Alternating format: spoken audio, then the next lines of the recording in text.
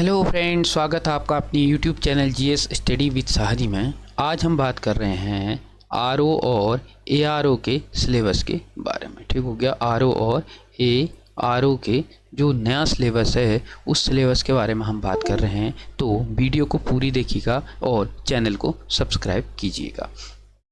तो बात करते हैं जो पुराना सिलेबस था और जो नया सिलेबस है उसमें क्या क्या चेंजेज हुए हैं। तो सबसे पहले तो जो आरओ और एआरओ का जो सिलेबस है वह किस प्रकार का होता है इसे हम समझते हैं। सबसे पहले क्या होती है, प्रारंभिक परीक्षा होती है। प्रारंभिक जो परीक्षा होती है यह होती है 150 अंकों की, और इसमें जो समय होता है वह होता है 2 घंटे का समय मिलता है हमें।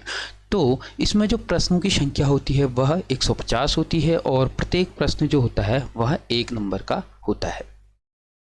पहले क्या था कि इसकी जो प्री एग्ज़ाम होता था, जो प्रारंभिक जो परीक्षा होती थी, इसमें हिंदी को भी पूछा जाता था। ठीक हो गया, हिंदी को भी इसमें पूछा जाता था, लेकिन अब इसमें से हिंदी को हटा दिया गया है और सामान्य अध्ययन एवं सामान्य बुद्धि परीक्षण यानी कि जीएस और रीजनिंग का ही पार्ट इसमें रख दिया गया है, और यहाँ से हिंदी को हटा दिया गया है।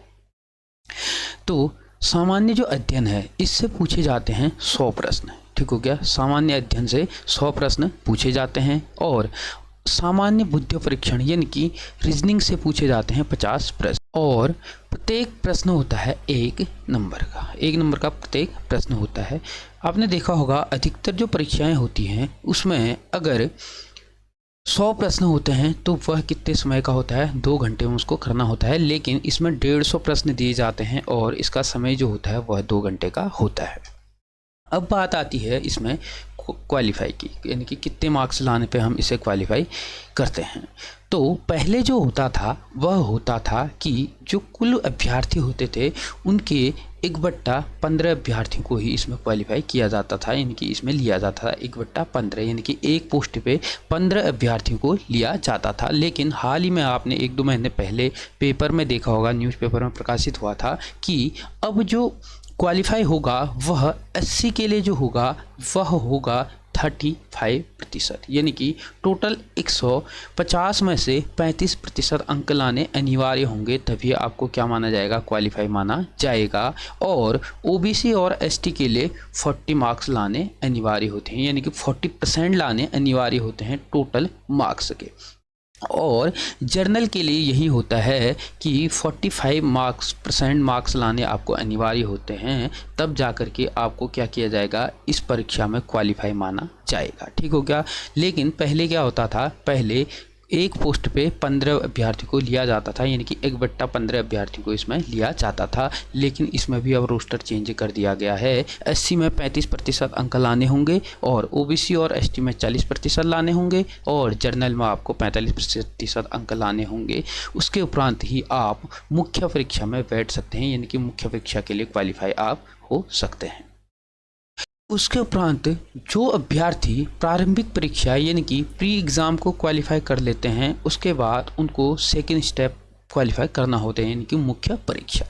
अब मुख्य परीक्षा में क्या होता है कि 3 पेपर इसमें होते हैं। ठीक हो गया, 3 पेपर इसमें होते हैं, तो उसको समझते हैं क्या क्या इसमें होते हैं। सबसे पहले है इसमें पूछा जाता है सामान्य अध्ययन। सामान्य अध्ययन जो होता है, सामान्य अध्ययन वस्तुनिष्ठ प्रकार का होता है, यानी कि ऑप्शन वाले होते हैं। ठीक हो गया, यानी कि 4 ऑप्शन दिए जाते हैं, जैसे 1 डे एग्जाम में होता है। तो जो सामान्य अध्ययन के प्रश्न होते हैं वह वस्तुनिष्ठ प्रकार के होते हैं, और इसमें पूछे जाते हैं 200 प्रश्न, और प्रत्येक प्रश्न 1 अंक का होता है, और इसके अधिकतम अंक कितने होते हैं, 200 अंक होते हैं। और यह कितने घंटे का होता है, 3 घंटे का होता है। ठीक हो गया। सामान्य अध्ययन क्या होता है, वस्तुनिष्ठ प्रकार का होता है, और 200 प्रश्न पूछे जाते हैं, 200 अंकों का होता है, और इसके लिए समय जो होता है वह 3 घंटे का होता है। उसके बाद है दूसरा जो प्रश्न पत्र होता है वह हिंदी संरचना का होता है, यानी कि परंपरागत प्रकृति का यह होता है, यानी कि जो राइटिंग वाले होते हैं, यानी कि इसमें लिखना होता है। इसमें टोटल प्रश्न पूछे जाते हैं 5। ठीक हो गया। और प्रत्येक प्रश्न जो होता है वह होता है 20 नंबर का। ठीक हो गया। प्रत्येक प्रश्न कितने नंबर का होता है? 20 नंबर का होता है। और अधिकतम अंक इसमें कितने होते हैं? 100 अंक इसमें होते हैं। यह भी कितने घंटे का होता है? 3 घंटे का होता है। उसके बाद तीसरा जो होगा वह होगा निबंध लिखना। ठीक हो गया। इनकी इसमें निबंध लिखने होते हैं और यह भी परंपरागत प्रकृति का होता है। इसमें पूछे जाते हैं कुल 3 प्रश्न और यह भी कितने अंक का होता है? 100 अंक का होता है और इसके लिए भी 3 घंटे का समय दिया जाता है। और टोटल इसके मार्क्स होते हैं वह होते हैं 400 अंक का। ठीक हो क्या? यानी कि तीनों पेपरों को लगा करके जो टोटल अंक होते हैं वह 400 अंक होते हैं। अब इसमें बात आती है जो प्रारंभिक जो परीक्षा होती है यानी कि जो प्री एग्ज़ाम होता है जो 150 नंबर का होता है, यह पेपर क्वालिफाई पेपर होता है। यानी कि इसके जो मार्क्स होंगे वह आपको मुख्य परीक्षा में नहीं जुड़ते हैं। ठीक हो गया। यानी कि मुख्य परीक्षा में प्रारंभिक परीक्षा के जो अंक होते हैं वह नहीं जुड़ते हैं। इसमें सिर्फ मुख्य परीक्षा के ही अंक जुड़ते हैं। उसके बाद आता है तीसरा जो होता है वह होता है प्रयोगात्मक परीक्षा। अब प्रयोगात्मक जो परीक्षा होती है उसमें कंप्यूटर आधारित ज्ञान परीक्षण किया जाता है। यह अरहरकारी प्रकृति का होता है। इसमें अधिकतम 100 अंक का यह होता है और इसका भी समय 1 घंटे का होता है। उसके बाद जो दूसरा आता है टंकण परीक्षण, यानी कि इसमें क्या होता है कि टाइपिंग इसमें ली जाती है, जिसमें सामान्यतः यानी कि जो हिंदी के लिए होते हैं वह 4000 वर्ड प्रति घंटे की इसमें स्पीड होनी अनिवार्य होती है। ठीक हो गया। और यह भी क्या होता है? अरहरकारी प्रकृति का होता है और इसका भी जो टेस्ट होता है वह 10 मिनट लिया जाता है। ठीक हो गया। सामान्य रूप से 4000 वर्ड प्रति घंटे होनी चाहिए यानी कि टंकण परीक्षण में। यह होती है मुख्य परीक्षा। इसके और मुख्य परीक्षा और प्रयोगात्मक परीक्षा इसके दोनों के क्या होते हैं? आपस में अंक काउंट किए जाते हैं। ठीक हो गया। और इसमें क्या होता है कि प्रत्येक प्रश्न के लिए जैसे कि हर एक एग्जाम में होता है कि अगर एक गलत प्रश्न है तो उसके लिए 1/4 अंक माइनस किए जाते हैं। ठीक हो गया। उसके बाद आती है कि इसमें जो प्रारंभिक परीक्षा यानी कि प्री होता है जो उसका सिलेबस कैसा होता है यानी कि क्या क्या उसमें पूछा जाता है।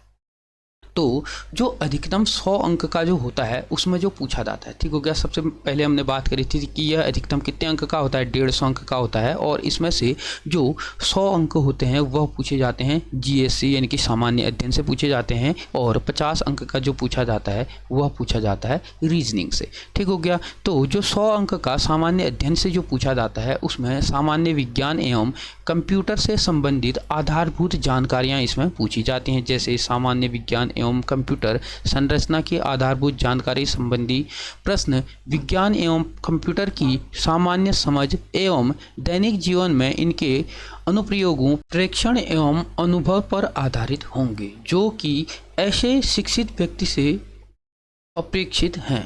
ठीक हो गया। यह कंप्यूटर से संबंधित क्या होता है? प्रश्न इसमें पूछे जाते हैं और सामान्य विज्ञान यानी कि जो हमारे दैनिक जीवन में जो क्रियाकलाप होती हैं उनसे संबंधित प्रश्न इसमें पूछे जाते हैं।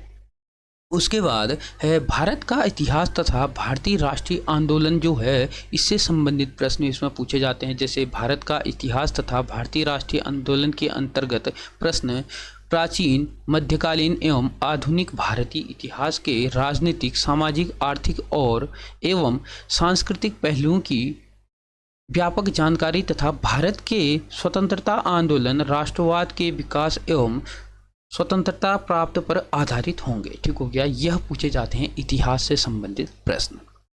उसके बाद पूछे जाते हैं भारतीय राज्य व्यवस्था एवं अर्थव्यवस्था। ठीक हो गया। यानी कि इंडियन पॉलिटी और अर्थव्यवस्था से संबंधित इसमें प्रश्न पूछे जाते हैं। इसमें जैसे अर्थव्यवस्था और राजनीति से जो संबंधित प्रश्न पूछे जाते हैं, संविधान, पंचायत राज और सामुदायिक विकास तथा भारतीय अर्थव्यवस्था, नियोजक, व्यापक विशेषताओं की समझ से संबंधित प्रश्न पूछे जाते हैं और भारत का भूगोल की जानकारी भी इसमें पूछी जाती है, यानी कि जननांकी भूगोल से संबंधित प्रश्न पूछे जाते हैं।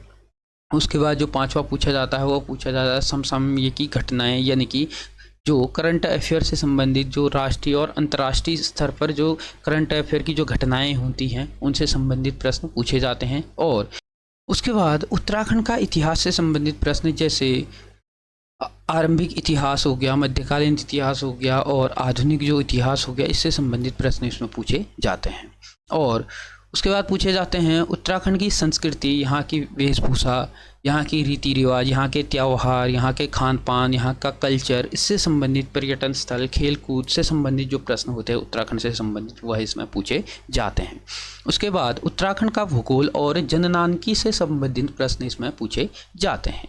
और उत्तराखंड का आर्थिक, राजनीतिक व प्रशासनिक प्रवेश, जैसे राजनीतिक एवं प्रशासनिक प्रवेश हो गया, प्रशासनिक व्यवस्था की ऐतिहासिक जो पृष्ठभूमि यहाँ पर रही है, जो यहाँ पे गोरखा शासन चला था, ब्रिटिश शासन जो यहाँ पर चला था, जो भूमि बंदोबस्त चले थे, इससे संबंधित इसमें प्रश्न पूछे जाते हैं। उसके बाद आर्थिक प्रवेश से संबंधित इसमें प्रश्न पूछे जाते हैं, जैसे स्थानीय कृषि होगी, पशुपालन हो गया, कृषि जोत की लाभकारी स्थिति होगी, चकबंदी होगी, इससे संबंधित इसमें प्रश्न पूछे जाते हैं।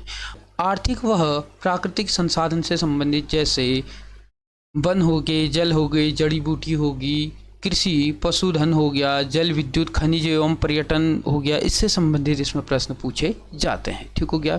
तो यह था हमारा सिलेबस प्री का। ठीक हो गया, यानी कि जो प्रारंभिक परीक्षा है उसका जो सिलेबस है यह था। ठीक हो गया। इसमें जो होता है 150 नंबर का होता है, और जिसमें से 100 नंबर का हमने क्या देखा है अभी, जो जीएस से संबंधित प्रश्न पूछे जाते हैं वह देखे थे। अब इसमें आता है 50 नंबर का रीजनिंग। ठीक हो गया। सामान्य बुद्धि परीक्षण से संबंधित 50 नंबर का इसमें प्रश्न पूछे जाते हैं। टोटल होता है यह 150 नंबर का, 100 प्लस 50 150 नंबर का होता है। और जो प्रारंभिक परीक्षा के जो प्रश्न होते हैं और जो इसके जो नंबर होते हैं, वह नंबर मुख्य परीक्षा में काउंट नहीं किए जाते हैं। ठीक हो गया। यानी कि जो प्रारंभिक परीक्षा के जो प्रश्न होते हैं वह सिर्फ क्वालिफाइंग मार्क्स होते हैं, यानी कि आपको मुख्य परीक्षा में बैठने के लिए ही यह क्वालिफाई कराते हैं। लेकिन इसको सेकंड जो प्रारंभिक परीक्षा के नंबर हैं, यह जो है मुख्य परीक्षा में काउंट नहीं किए जाते हैं, यानी कि मेरिट में इनका कोई भी योगदान नहीं होता है।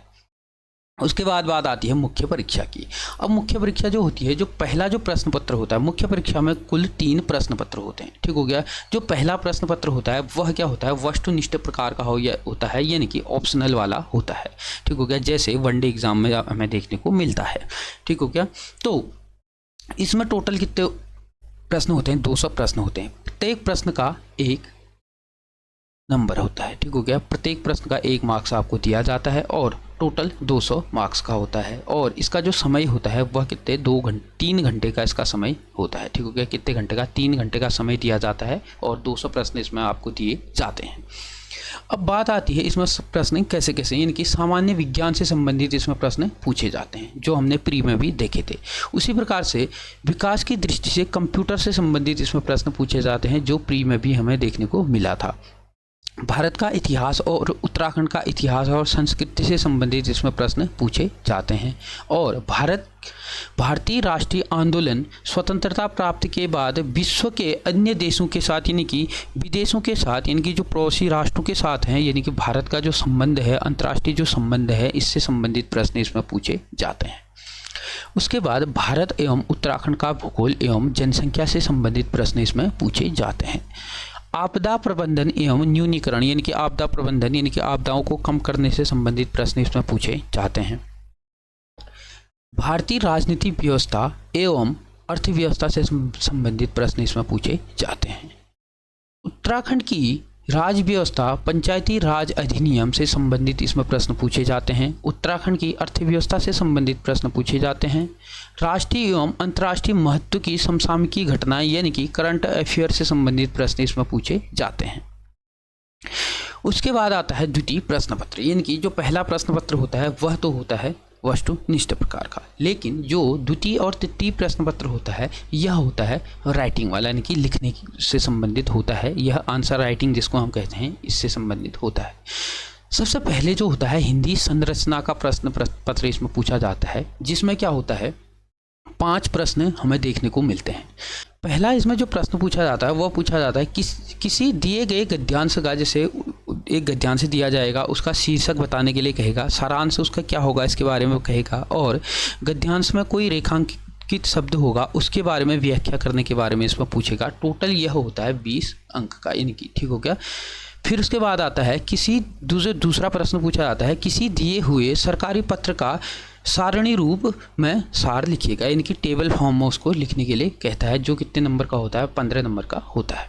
उसके बाद जो तीसरा प्रश्न इसमें पूछा जाता है वह पूछा जाता है पत्र लेखन से संबंधित, जैसे शासकीय पत्र होगा, अर्धशासकीय पत्र हो गया, कार्यालयीय आदेश हो गए, कार्यालयीय विज्ञापन हो गए, विज्ञप्ति हो गया, परिपत्र एवं टिप्पण से संबंधित इसमें प्रश्न पूछा जाता है, जो 15 यानी कि 45 नंबर का टोटल होता है। ठीक हो गया, टोटल 45 नंबर का होता है तीसरा प्रश्न। उसके बाद आता है चौथा जो प्रश्न होता है पारिभाषिक शब्दावली रूपांतरण। ठीक हो गया, यानी कि शब्दावली का रूपांतरण, यानी कि 12 शब्द उसमें दिए होंगे और जिसमें से 10 आपको करने होंगे, यह पूछा जाता है। ठीक हो गया, यह शब्द अंग्रेजी से हिंदी करने इसके होते हैं। ठीक हो गया, यानी कि 12 अंग्रेजी के शब्द दिए जाएंगे और उनका क्या करना होगा, हिंदी में यानी कि अनुवाद उसका करना होगा, यानी कि 10 का करना होगा, 12 दिए होंगे। दूसरा जो होता है रूपांतरण, यानी कि दिए हुए, यानी कि इसमें क्या होगा कि 12 प्रश्न आपको दे दिए जाएंगे। ठीक हो गया, जिनको हिंदी के 12 प्रश्न होंगे और इनको में से 10 आपको करने होंगे और इनको क्या करना होगा, हिंदी से इंग्लिश इनका, इनकी इंग्लिश में इनका अनुवाद करना होगा। उसके बाद जो तृतीय अंतिम जो प्रश्न पत्र होता है वह होता है निबंध लिखने से संबंधित, यानी कि निबंध जिसमें लिखा जाएगा, जिसमें क्या होता है 3 खंड आपको दिए जाएंगे। प्रत्येक खंड में से आपको एक एक प्रश्न करना होता है। ठीक हो गया, प्रत्येक खंड में 3-3 प्रश्न दिए जाएंगे, जिसमें से आपको सिर्फ एक ही करना होता है और प्रत्येक प्रश्न को आपको 600 शब्दों में लिखना होता है। और यह जो पहला प्रश्न होगा, जिसमें जैसे साहित्य एवं संस्कृति, सामाजिक क्षेत्र और राजनीतिक क्षेत्र से संबंधित प्रश्न होंगे, जिसमें से आपको एक को करना होगा, वह कितने नंबर का होगा, 35 नंबर का होगा। उसी प्रकार दूसरे खंड में भी विज्ञान, पर्यावरण एवं प्रौद्योगिकी से संबंधित पूछा जाएगा, आर्थिक क्षेत्र, कृषि एवं व्यापार से संबंधित प्रश्न होगा, जिसको भी 600 शब्द में लिखना होगा, यह भी कितने नंबर का होगा, 35 नंबर का होगा। इनमें से एक ही को आपको करना होता है। उसके बाद खंड गौ है, जिसमें राष्ट्रीय एवं अंतर्राष्ट्रीय घटनाक्रम, प्राकृतिक आपदाएं, भूस्खलन, चक्रवात, भूकंप, बाढ़, सूखा आदि से संबंधित और राष्ट्रीय विकास योजनाओं से संबंधित प्रश्न होंगे। यह भी 600 शब्दों में लिखना होगा और इसके भी 30 अंक आपको प्राप्त होंगे और इसमें से भी एक ही को आपको करना होगा, यानी कि प्रत्येक खंड में से एक एक को करना होता है। ठीक हो गया, तो इस प्रकार से जो नया सिलेबस है वह डिवाइड किया गया हुआ है। अब इसी सिलेबस के अकॉर्डिंग क्या होगा, जो RO ARO की जो भर्ती आनी है उत्तराखंड में, वह इसी सिलेबस के अकॉर्डिंग उसमें जो प्रश्न है वह पूछे जाएंगे। इस सिलेबस को मैंने अपने टेलीग्राम चैनल पे डाला हुआ है, डिस्क्रिप्शन पे मैंने जिसका लिंक दिया हुआ है, वहाँ से आप ग्रुप को ज्वाइन कीजिएगा और वीडियो अच्छी लगी तो ज़्यादा से ज़्यादा लोगों को शेयर कीजिएगा और प्रत्येक वीडियो का नोटिफिकेशन आपको आसानी से मिल जाए, इसके लिए आप चैनल को सब्सक्राइब जरूर कीजिएगा और बेल आइकन को भी प्रेस कीजिएगा। धन्यवाद।